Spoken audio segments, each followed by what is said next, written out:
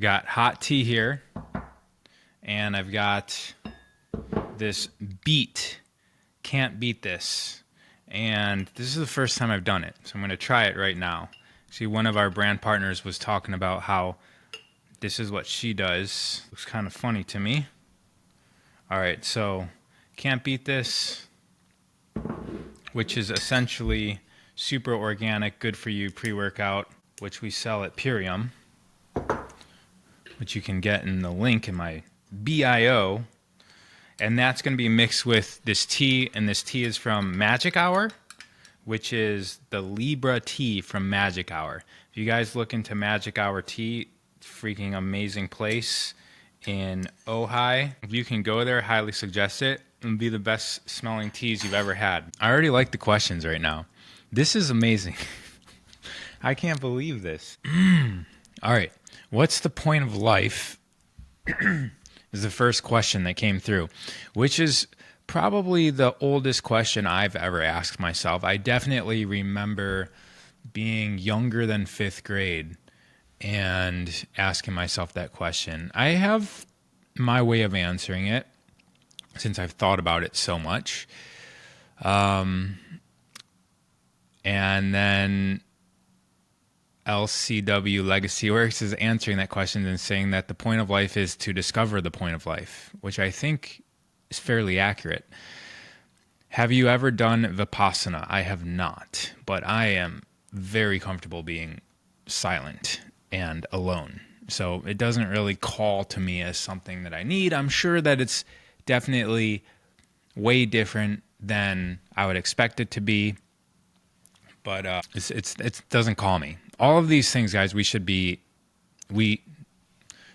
word should is actually one of the words that I don't really resonate with, but I say it all the time because it's in our language. A lot of these things I invite you to feel into. Does it resonate with you? Do you feel called towards it? Do you feel it calling you? Vipassana doesn't really call me. Do you meditate? What kind? Ever go out of body? Yes, I have gone out of body. Yes, I do meditate. I started meditating when I was 19, which would be 23 years ago. And it's hard for me to remember what it was like then, but I do remember it was a pretty challenging task. And I try to remember that when I teach my meditations, which I do. I have an app. It's called the Self-Expansion app. And I have all my kriyas there. That's where my kriyas are released. I have all my skillful psyche sessions, which are like exercise drills for the psyche, the emotions, the mind. And I'm about to start, literally in the next few days, sending out daily texts. They're daily notifications from the app that will have a practice that you can do. Either a question that you ask yourself, or an actual physical practice, or a mental practice, or an invitation to something. And that's happening every single day. And once again, that's on my Self-Expansion app. Just go to my bio and then website and then click on something. I think I just changed it. It used to say teachings. I don't think it says teachings anymore. I think it just might say something like Kriya of the Week or something, or self-expansion. So what kind of meditation do I do? All sorts. Here's another question. How long past the expiration date should you drink Purium Power Shake? So we have these, I think it's a best by date, by the way, not an expiration date. So we have these for legal reasons. The actual biodegradable home compostable packaging will start to decompose after 2 years. So basically I would take it as long as it's being held in the bag, because then oxygen starts to get in there and oxygen will destroy it. Should we get the F out of LA? Air seems effed since fires. Yeah. And we actually have magnificent air filters on every level of our house. Not like the cheap ones. They're pretty expensive, but I got them used. So I have IQ Air, which is called, and then the version of that is multi-gas. It's their highest end one. And that was like 15 hundo, but I got it for 400. used on Facebook Marketplace. And then I have one over here. It's a Healthway. I don't know the model, but that one was over $2,000. And again, got it used for $400. And they were basically new when I got them. So I didn't get like used. I got new used. Found some guy who cleans up houses like when very wealthy people move out of them. And he had these air filters. He said they had one in every single room, and he's just trying to get rid of them. Guys, we've been at points of our life, and we have a lot of money now, but we've been in points of our life where we had a lot of abundance of money, and we're just buying new everything for the sake of it being new because we just feel better about it being new. And I've been to this place many, many times in my life, like lots of money, little money, lots of money, little money. It took a while before I was like, okay, what's a waste of money and what's necessary to buy new? And Facebook Marketplace, things like Craigslist, I don't really use that much anymore. There's also another app called OfferUp. But Facebook Marketplace is like where I go for anything first. Because what's the point of paying double the price for something? Because nobody else has touched it. Especially something like an air filter, which is going to just be like a machine that's just you're beating up by running it constantly. We just put I wish I could show you guys. We just put roof racks up on our Jeep Wrangler. It's like $875 from Extreme Terrain plus tax. Would ended up being like $950,000. Found somebody on Facebook Marketplace selling it for $400 cash out the door, brand new, still in the box. I'm just saying that because I love it. All right. They have air filters, shower filters, good ones. Still, I don't stay in all day. Yeah, neither do I. I actually have a gas mask that's made for painters. If you guys want really good gas masks, go to the paint store. That's actually where I got mine. I did that because I was driving around my Slingshot with no roof, and I didn't feel like breathing in exhaust while I was doing that. Yo, tuning in, don't know what you're saying, but that orange shirt is... So this I actually got from Sweden.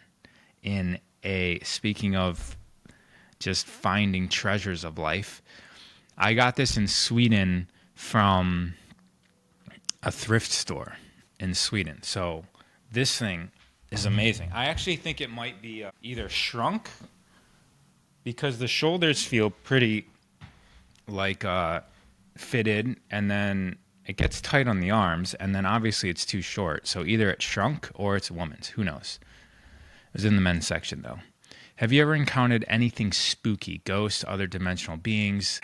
That's a hard one to answer because usually what we're aligned to is what we experience. The short answer to that is, well, I mean, yes, but they didn't come across to me as spooky. Like I've seen orbs about the size of my fist of light, not on a camera. You know, and a lot of people say, oh, I took pictures of orbs. It's usually just a sun flare is what they're called on the lens, because the lens is curved, and when light hits it, it's going to all accumulate on one spot in the lens, and you see when they move their camera around, that little lens flare or sun flare starts to move in coordination with the sun. It's usually only when there's a light source, so at night where there's a light source like the sun or a light bulb, where those little circles appear, and they look kind of weird.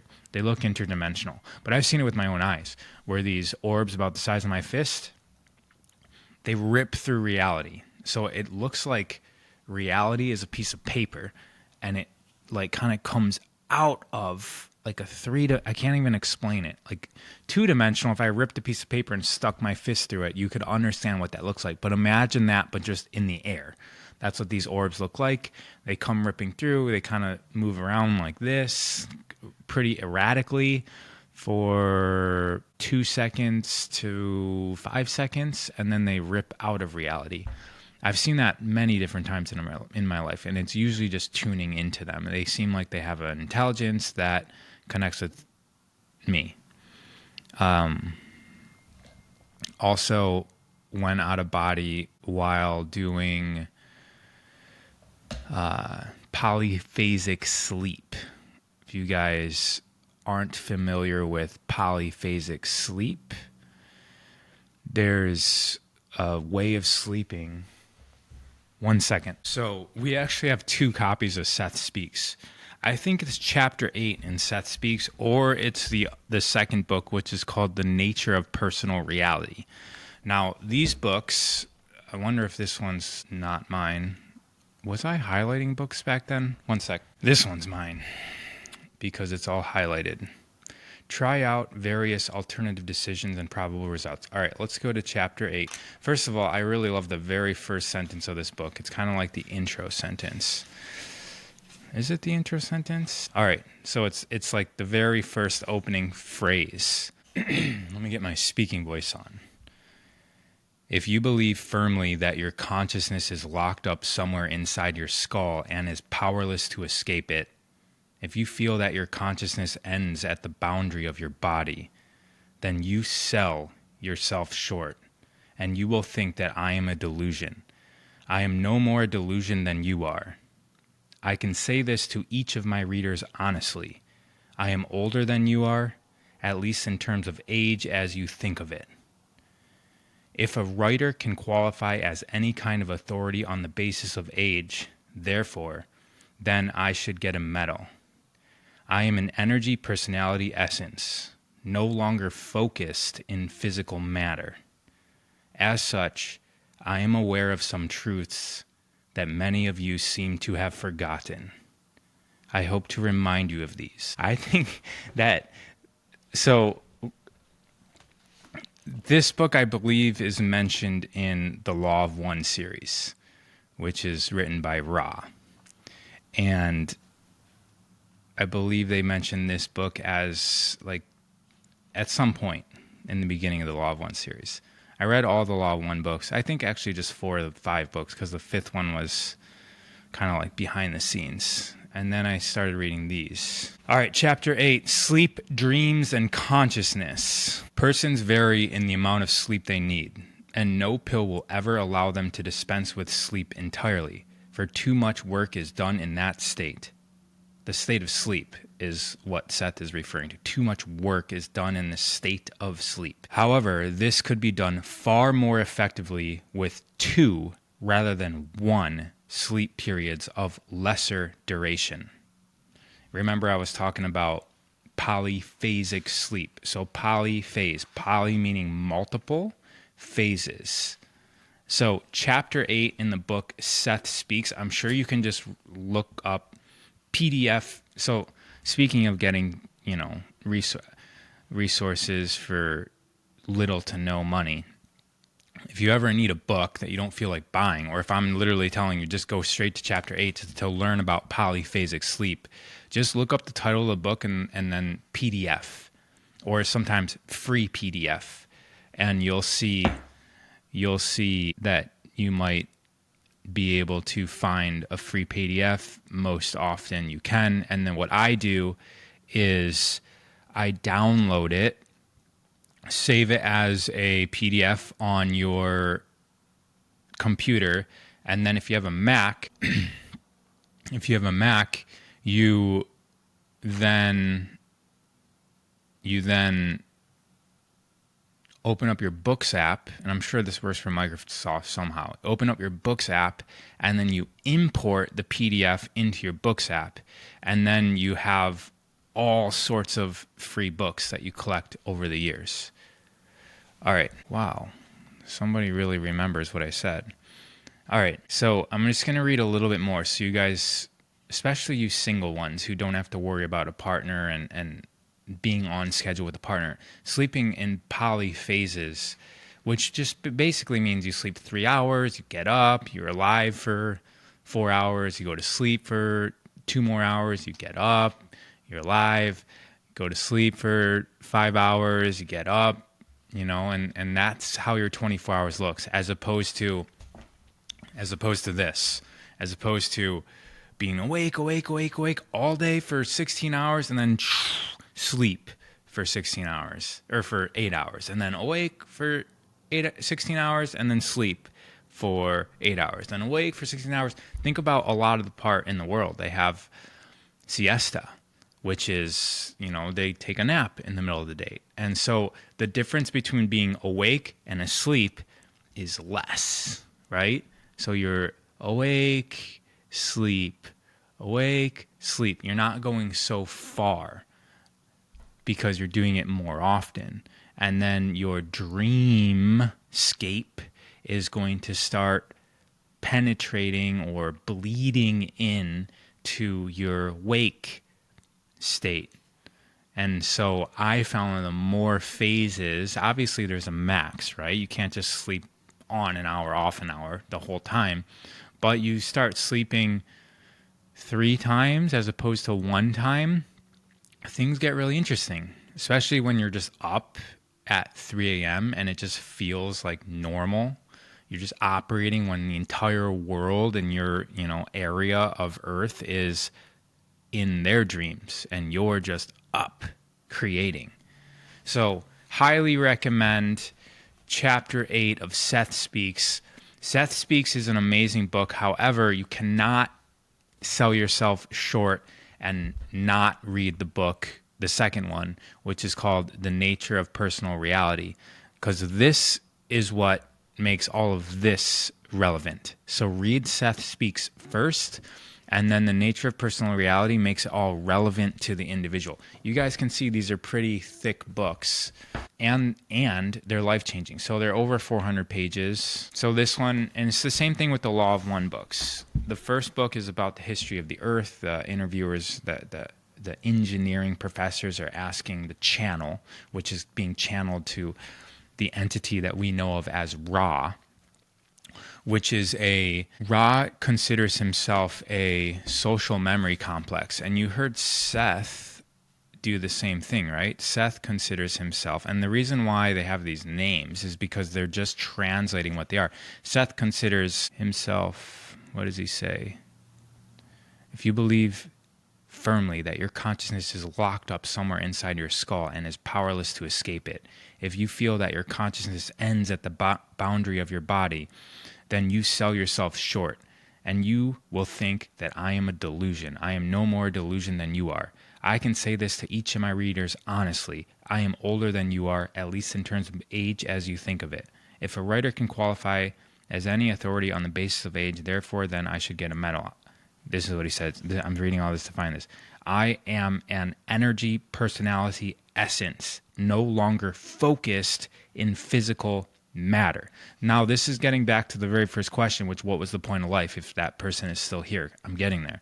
So this is Seth is identifying as an energy, personality, essence, no longer focused in physical matter. In the Ra books, and I have like 10 of these Seth books that I've read, but in the Ra books, he considers himself, and I'm saying him and Ra and Seth, they're not actually persons like we imagine persons. But Ra is, they put this lady, Carla, into a trance, and then they put 3 microphones on her, and they started being able to use her as an instrument to channel entities. And they start channeling these different extraterrestrial entities, and eventually they get to Ra. So I believe like the first few pages on here is about these other entities, and then eventually you get to where they're channeling Ra, and then they just write the rest. Ra writes the rest of the books, and Ra considers itself a social memory complex because Ra claims, not a claim, Ra says that it is the collection of, it's kind of like a soul, but he calls it a social memory complex. It's a social memory complex of a civilization of humanoids that ascended. You guys know this word ascension? They ascended from Venus.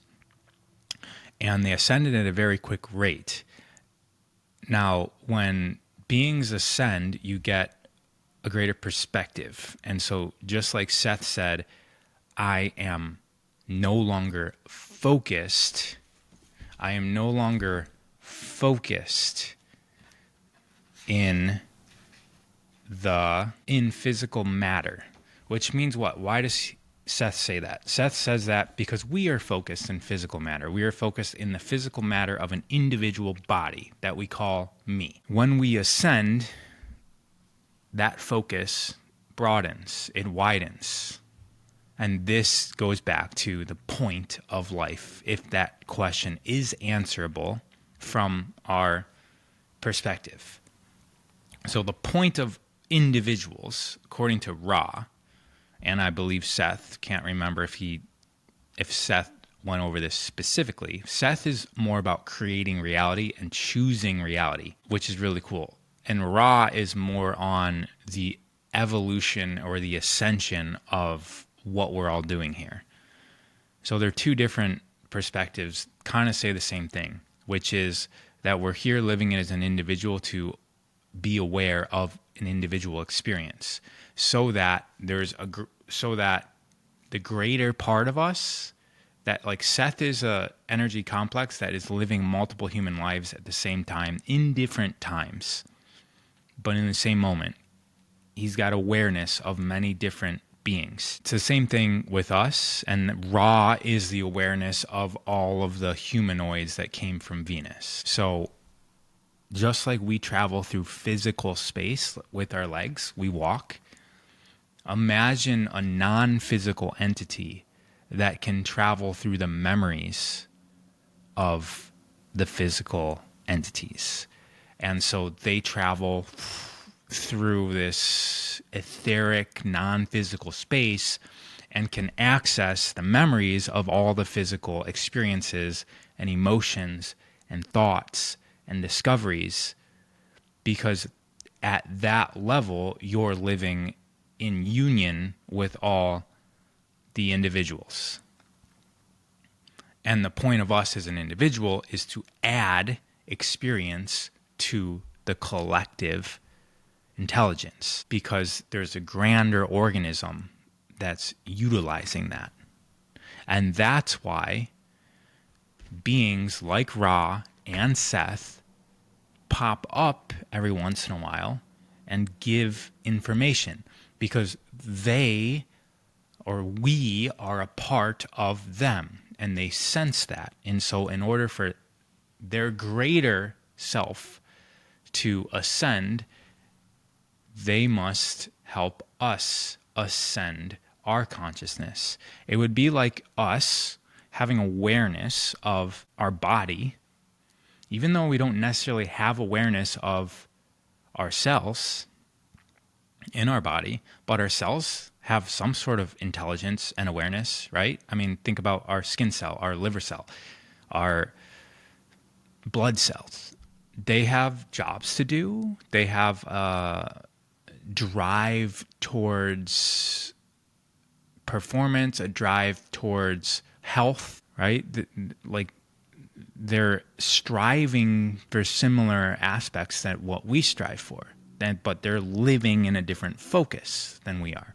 We utilize all of these cells just like we are a cell being utilized or a part of something grander than us.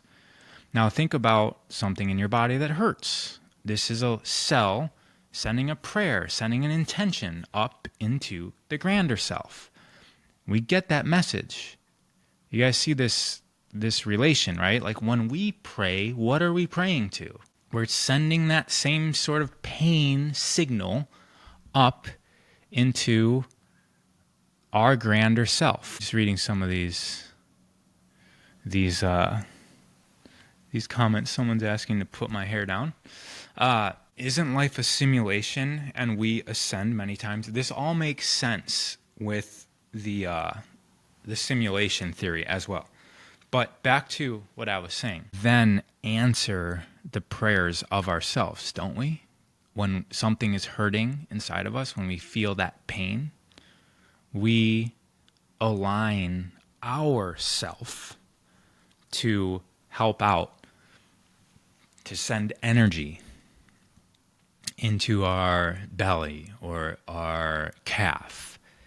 And we might even seek out somebody skilled in that, an energy worker, who can make sure that there's harmony and flow in the body. And if you think about our self as an aspect of something greater, and realizing the flow and the energy into our life is a result of our collective intent combined with the intent of the greater self, it opens up possibility for us to start experimenting with such ideas. And those that experiment get to benefit with the results of the experiment. And I highly, strongly invite you guys to start experimenting with what reality is.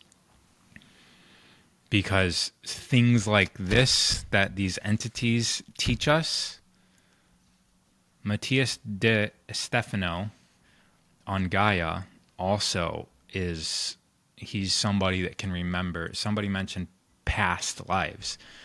They're not really past, because at this level of like a greater soul, time is something that is not experienced. As I said, they travel through the memories, because time is just something that we have as a construct for us to have a physical experience. Time isn't necessarily real in the sense that it's universal. Time is not universal. Different organisms in our physical reality experience time differently than we do. If you go further away from the Earth, the clocks in our satellites experience time differently. So time is a relative construct that is fluid, highly fluid. You could stop time by going at the speed of light. The time doesn't exist there. So what travels at the speed of light? Energy, right? What did Seth say he was? He's an energy. He's an energy being. And I am an energy personality essence. Enlightenment, anyone? Does that sound familiar? Enlightenment, to be light. At light speed, we know it as speed, even though light doesn't really travel, neither does electricity. My father's an electrician, so he even says they don't really understand electricity. They can't create it. They just kind of know how to harness it. But it doesn't like move. It just activates already in the ether. Same thing with light. So when you become enlightened, you bust free from the bounds of linear time. I totally respect you and have been supervising with all your positions lately and how you're using your voice. Thank you for saying that. What is the part in which you want to confront? I follow you from Iraq. Do you still believe love is harmony with all that is known and unknown? That's a crazy comment, because I say that every few years. Love is a construct that we distort within our distortions. And actually Ra calls our perspective I believe it's a distortion. It's kind of like we're seeing a distorted perspective of something that's grander.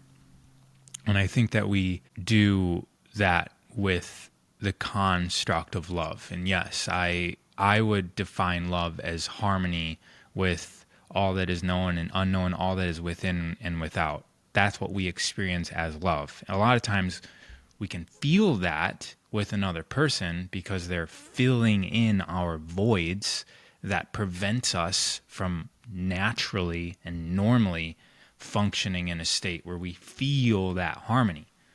It's not necessary for another person to do that for us. And if you have two people that are able to be in harmony as a self, when they come into union, this is where they start to, what's coming to mind is build portals with their cooperation, where they're creating and manifesting with their harmony, their flow. They turn into a powerful vortex that shapes the fields of energy around them. And the more people that come in, and they're not pulling at each other, See, love, the way that it's explained to us is like you're kind of like trying to change somebody and get them to commit to you and not do what like it's this tension. But if you have two whole beings, there's not tension, there's flow, and that flow is going to transmute everything around them, because the way that fields of energy work is that the stronger fields harmonize the weaker fields. And so that's in science, that's in persons. Take a rock star. They're literally in complete alignment. Everybody else there is looking to be fulfilled with this person. And the person does it. They can do it with 10,000, 100,000 people, where it takes their field of energy and everybody in the stadium becomes influenced by one person. And it goes beyond the stadium. You're videotaping it. It's going out to millions of people. All the workers there that are supporting, all in harmony with the harmony of the person with the strongest, most aligned field. Which Kriya do you practice daily? I just started your subscription and there's so many. Right. Good point. So what I recommend is to practice each one multiple times, at least 3 times. It's not just do a different one every single day. You're not really going to get into the flow of the Kriya. Each one has a different aspect that it's working on. If you're just beginning, start with the shorter ones, which aren't the very top of the list. When you get in there where it says full length Kriyas, those are more advanced. And you're going to maybe be struggling to get through them in a meditative state. All of the other ones, there's like 125 other ones that are labeled in sets, like earth, water, air, man-made. Those are all 10 to 25 minutes long and much easier to drop into, because you're not going to be struggling so much to hold long postures. So you guys saw, there's a viral reel last week of me being slapped, right? And I actually thought I was healed, but I'm actually not. There's it's technically not bruises, it's shaw, but it looks like bruises going down my arm. This is from a practice called Paeda, which is slapping to move the energy, to clear up the blockages, multi-lifetime blockages that we store in the body. And everyone's commenting, well, it doesn't have to be done this way. No, it doesn't. That's why I do Kriyas primarily. Like the Kriya I just taped this week, we're doing this as a part of the Kriya, along with other things. But there's a point where we're using our shoulders for many, many minutes in a row to do the same thing. You don't have to slap yourself. You can use movement to clear blockages. So which Kriya do I practice daily? So I'm doing Kriyas that I'm taping. So I'm doing Kriya pretty much every other day until I tape it on Saturday or Sunday. So even myself, I don't necessarily, like the longer ones, I usually need a day off, so I don't have to do it every day. There was a time where I did 2 Kriyas every single day in the beginning. Not so much now, because I'm prioritizing other things. But when you start doing 2 Kriyas a day, you will also start to shift reality in profound ways. I've seen dark balls of blackness going across the floor when I was a child, and I would get scared and wrap myself up like a burrito in my blanket. This is where I'm at in the comments. Your take on the 108 Om meditation, I don't really know what that is. Show the book cover, please. I did believe I did that a lot. I want to go abroad. Please help me. I will do whatever work I can get. Will you? Will you align yourself? Will you accept and detach from want? Are you able to be okay where you are now as if you were abroad? Because that's how you learn to operate in the reality where you're abroad. It's the only way. You're not going to be able to be within a reality that you do not have the ability to be responsible for. So a lot of us say things like, I want a better car. Really? That just affirms that you're going to constantly be in a state of lack. If you desire a car that you feel proud of, that is comfortable, that is exactly matching to your personality, there's one thing you need to do, and it's relate to your current car in that same way. And this is the paradox about how all of this works. If you're in a state of lack, if you're recognizing that you do not like your car, you're going to constantly be creating a reality where you do not like your car. It's like the easiest, simplest thing. So are you able to, every time you walk up to your car in a parking lot, just like feel truly, authentically the beauty that is the car that you get to, blessed to own and drive, and you're just so grateful for it? Because if that's what your relationship is to your vehicle, number one, the paradox is you don't need anything else, and that solves everything. But the paradox is that that's the way to something else. And those that have been through that initiation practice know what I'm saying. Those who don't, time to experiment. Could you send me the highlighted book, Seth Speaks? I will send it back once I'm done reading it. Yeah, right. One time I gave a book to somebody that I highlighted. It was my body worker in Mount Shasta, who is a magician, one of the smartest people I ever met. And he just, at the end of his life, was just, or not the end of his life, but after a long life, was just like, I've done enough in my life. I'm just going to not do anything hard. And he was literally just checking people in. He was like the security guard at a health food store when we had to all wear masks. And he didn't really agree with the mask, but he would just found it cool to sit outside and tell people they need a mask before walking in. Anyways, I gave him my book that's called... This is an amazing book, guys. You can get it for cheap, too. I'm just looking for it. It might be in my office. It's called, not Life and Teachings of the Masters in the Far East. What am I trying to think of? It's called, it'll come to me. Let me actually just find it really quick. Why can't I think of it? This is what I'll do. I think it's called I'm spelling this wrong. Philosophical Research Center, is that it? Philosophical Research Society. Is this in Los Feliz? Yes.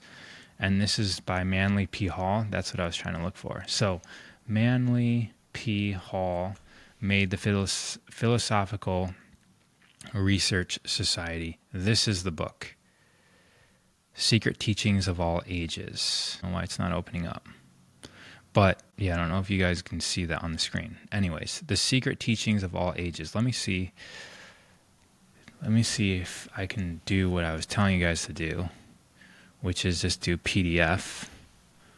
Let me see, free PDF. Secret Teachings of All Ages on CIA.gov.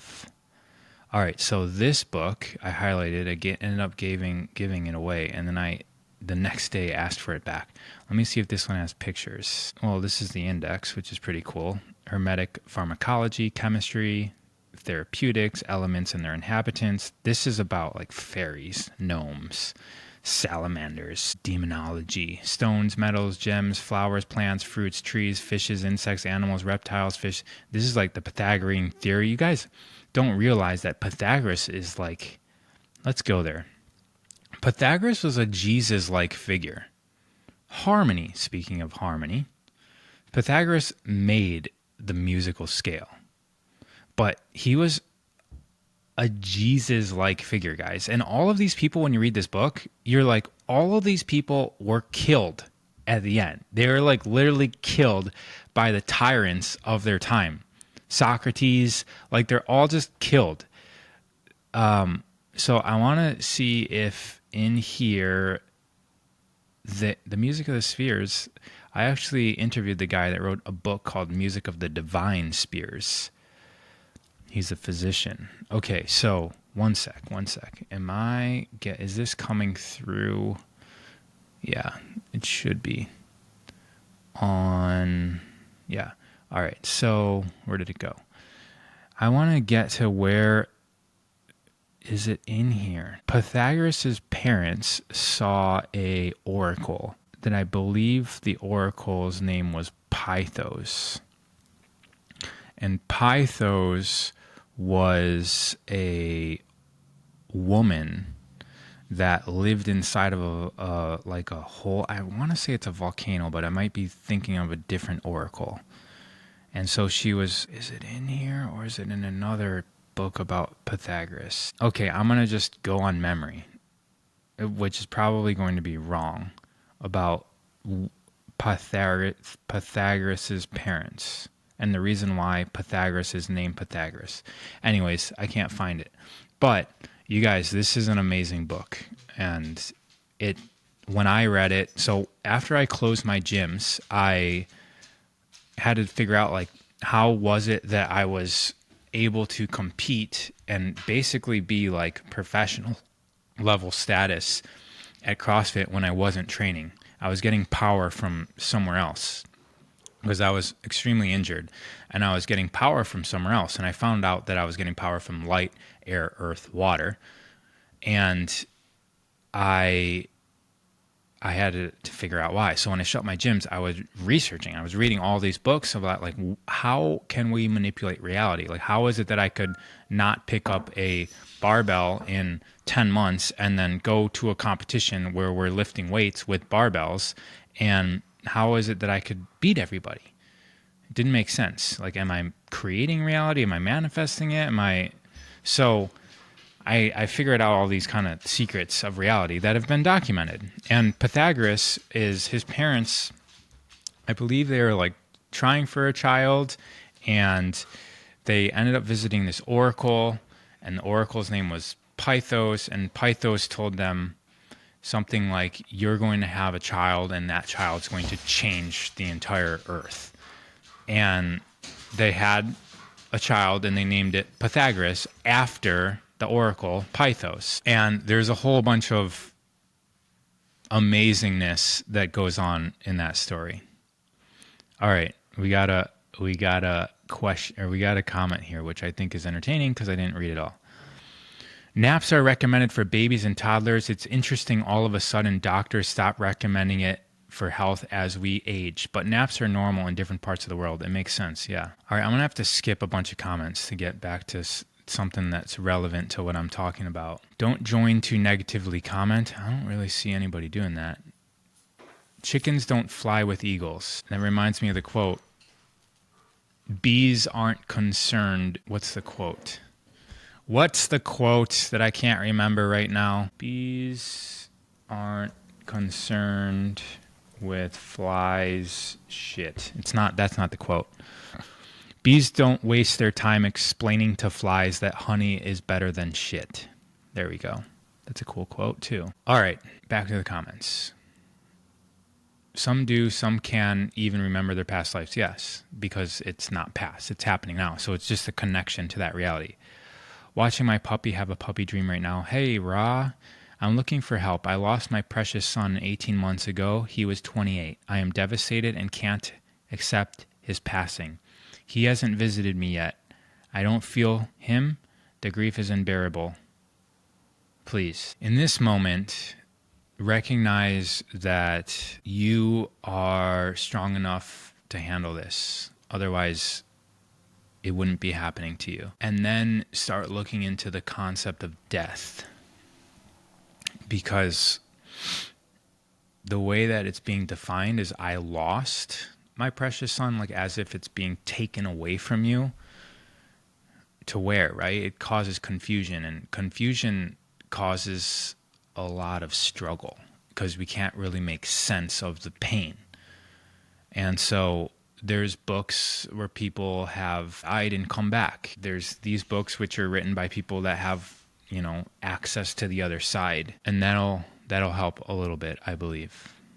The logical part of you, the emotional part of you, and the physical connection that you had is still going to be painful.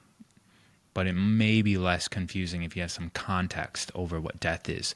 A lot of times we're taught that death is bad, that death is the end, death is Death is to be avoided at all costs, right? We will literally burn down entire cities to prevent the death of one person. Thank you for going through this. Do you still wear cutoff shorts when you do CrossFit? I saw you at Del Mar Fairgrounds when my gym was in the games playoffs, I guess you can say. I guess this is around 2014-ish. Yes. I actually don't do CrossFit anymore, mostly because I got interested in the non-physical parts of life. I kind of went pretty far in the physicality of life, and I was like, well, what else is there? Love you and your hair. Love him too. Do you still do butthole tanning? I enjoy nude beaches, and I saw the video you posted about it. Guys, that was literally 5 minutes of my life. Back then, I was outside naked almost every single day reading books in my front yard. And I highly recommend it to everyone to get as much sun on all of your solar cells as possible. The most primary ones are where your ass. This is like the movers of your body. This is the biggest solar centers we have, the biggest muscles that we have as well. This is the root of our body.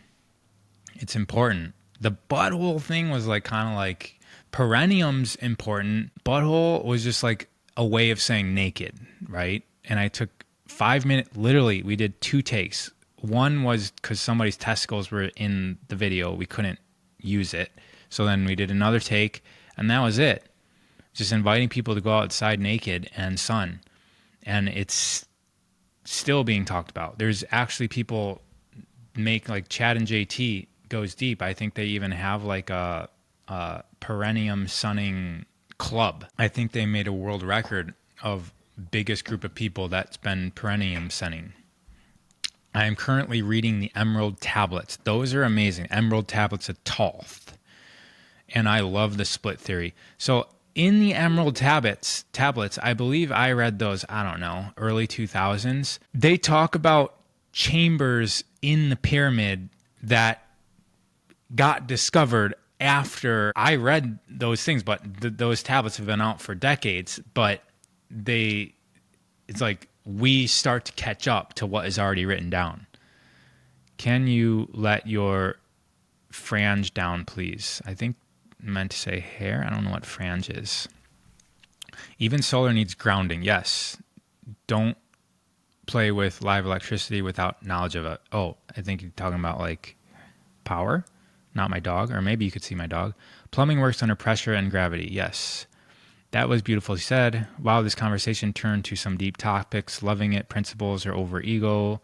Looks like cupping. Okay, so now we're when I took my shirt off. Detox and fasting. Removal of heavy metal and parasites. Yes, yes, yes. Yeshua. Someone put Yeshua. Imagine that. This is like the name of Jesus, right? Yeshua. Inhale. Exhale. Is Yeshua the sound of breath? Yeshua doesn't require any part of our mouth to touch each other. Yeshua. Nothing touches. It's just the movement of air. The distance between what you want and what you have is gratitude. Be aligned. Holy Spirit. Oh, there we go. Maybe somebody was already on it.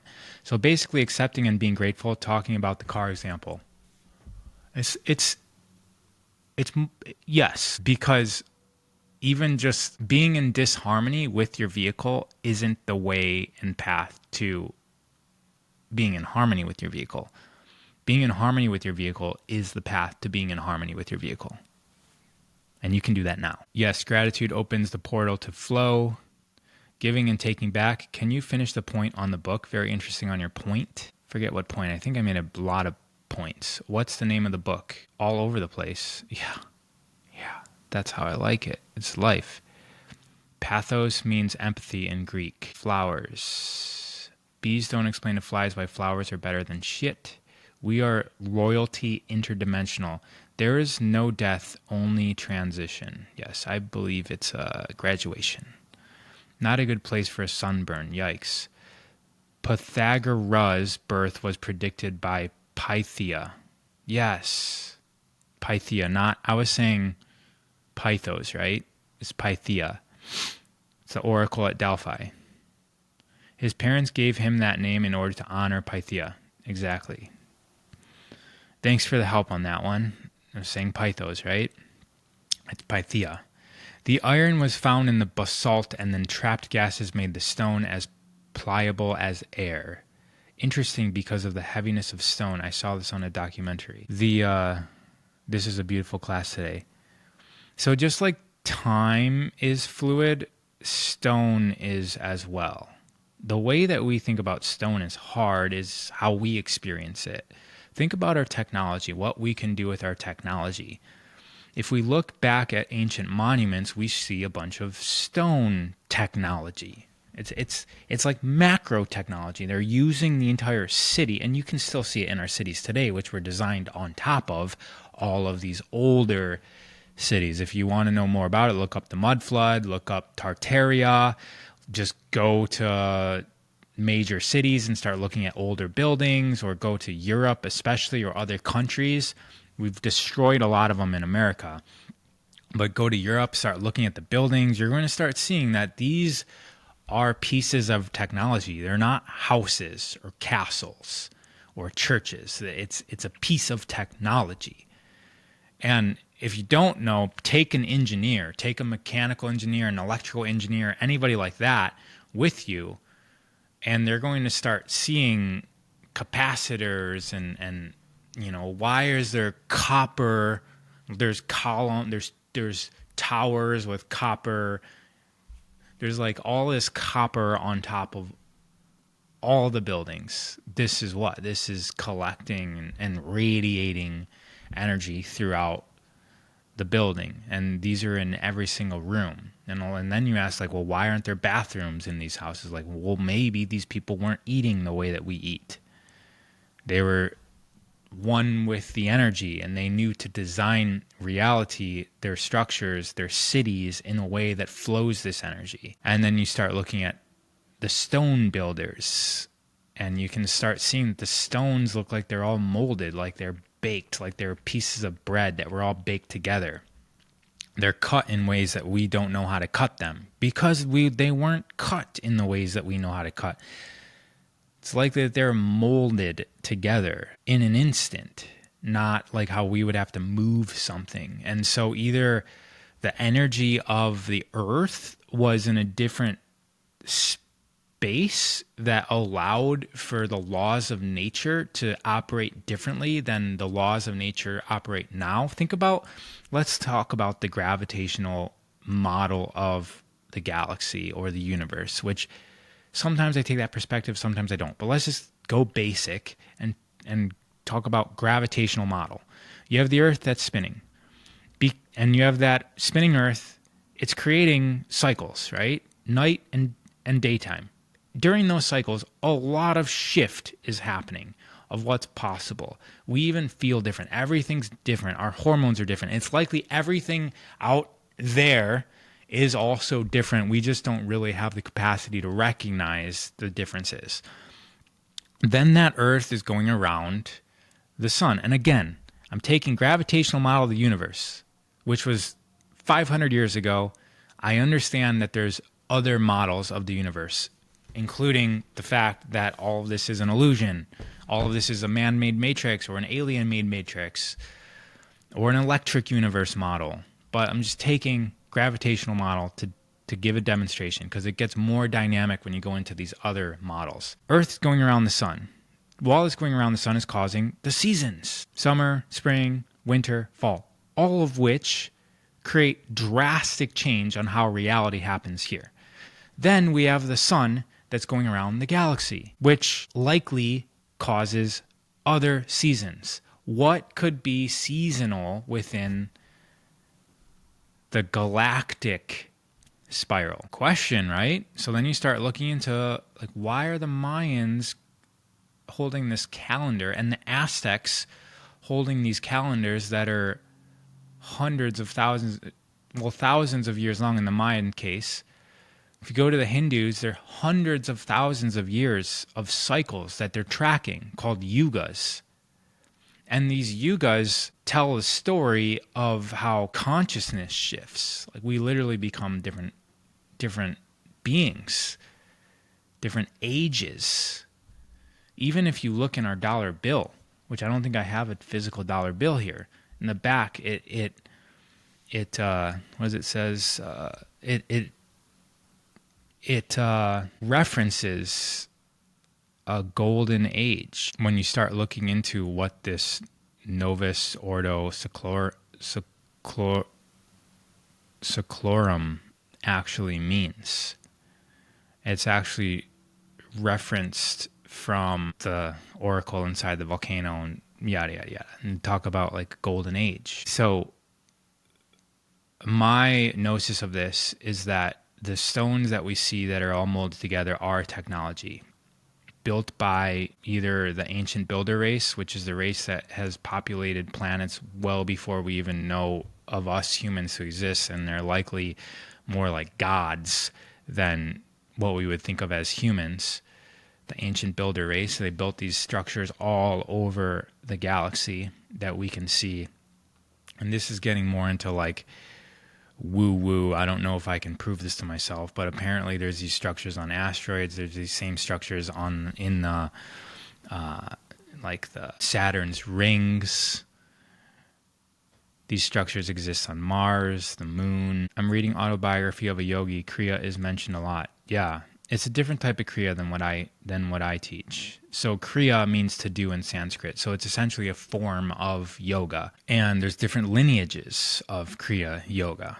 And so Autobiography of Yoga is self-realization techniques. So you can look up self-realization center kriya yoga. It's different than what I'm teaching, which is more from the Kundalini yoga kriyas. What was the defined moment in your life that allowed you to access parallel reality, higher dimensions? It's basically objecting from the status quo. When you realize that everything that we've been taught is more close to opposite of the truth than truth. And then you start opening up and you start looking into what else there is. Like, this stuff doesn't get on the news. So you start to relearn everything. And you have the perspective of what we're taught still, right? Like, I'm like 2 + 2 still equals 4, and it could equal something else dependent on a lot of different variables, like base 10 mathematics, which is what we use, 1, 2, 3, 4, 5, 6, 7, 8, 9, 10, because we have 10 fingers. And then you start looking into, whoa, there's other base 6 mathematics where things are different, and whatever lane you'll find that is of interest to you. Somebody who's a mathematician is going to have a greater understanding of reality based on their knowledge of math. And that goes into dimensions. And then you can start experimenting with the new knowledge that you find out, which is, guys, schools are made to create workers. First, they were made to create soldiers when that was important. Then it was made to create farmers. That's why, that listen to orders and get the summers off to farm the fields.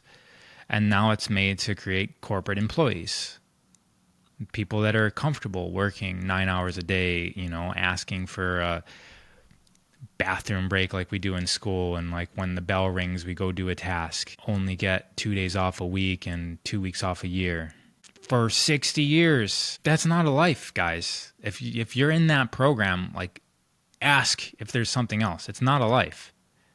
This is why I do Purium, because I teach people and I show people how to create income and money and leverage and value in a way where there's that whole like work 10, 12 hours a day thing. That's for somebody else. That's a myth. That's a program. Doing it for yourself, that's great. And that's necessary. But think about a plane taking off. You work really, really hard. A plane uses 90% of its fuel in the takeoff. And you do that so that you get paid off and you build leverage that you can then fly.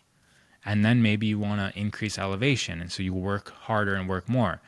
But working today to get a paycheck next week and then that's it, even though the work that you do today could pay off to somebody else forever, but you're just getting paid for next week, it doesn't make any sense.